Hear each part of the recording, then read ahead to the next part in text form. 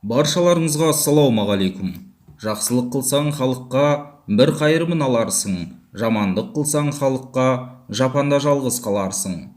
Қазіргі уақытта елімізде үй алу үшін кезекте тұрғандар саны күннен күнге өсіп барады. Бәрінің баспаналы болғысы келіп талпынуы бұл өте жақсы.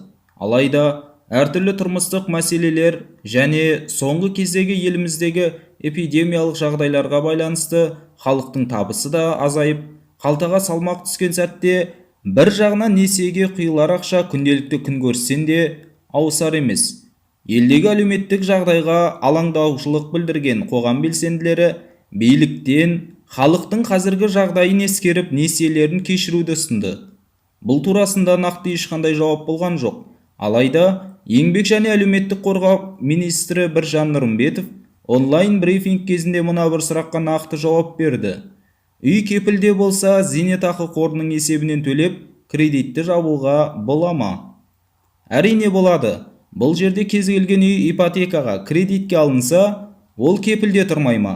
Кепілде сіздің меншігіңіздегі мүлкіңіз тұрады, сондықтан толығымен сол үйге қатысты ипотеканы жабуға, зейнетақы қорындағы жаналарды пайдалануға болады.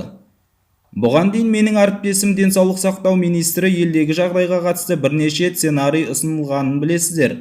Бірақ қазір ол болжамдардың қайсысы болатынын білмейміз. Егер сол сценарийлердің біреуі орын алып жатса, әрине, үкімет тарапынан міндетті түрде экономиканы, бизнесті, халықты қолдау шаралары қабылданады, деді министр. Демек, зейнетақы қорындағы өз ақшаңызды алып, ипотекаңызды төлей аласыз.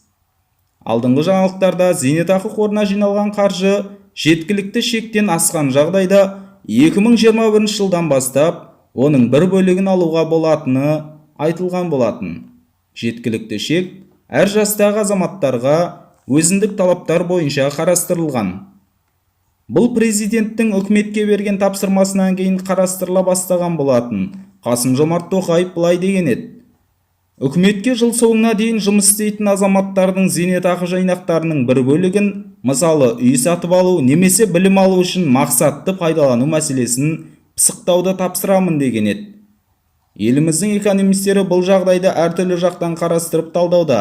Тиісті қаржы қарапайым тұрғындарға жетпей байлардың қалтасына түсіп кетпей ме деген. Халық үшін бұл жағдайдың пайдасы мол болып жатса, біз де қуаныштымыз. Алдағы уақытта нәтижесін көре жатармыз. Комментарий бөліміне өтіп өз пікіріңізді қалдырыңыз, каналға жазылып қолдау білдіріңіз.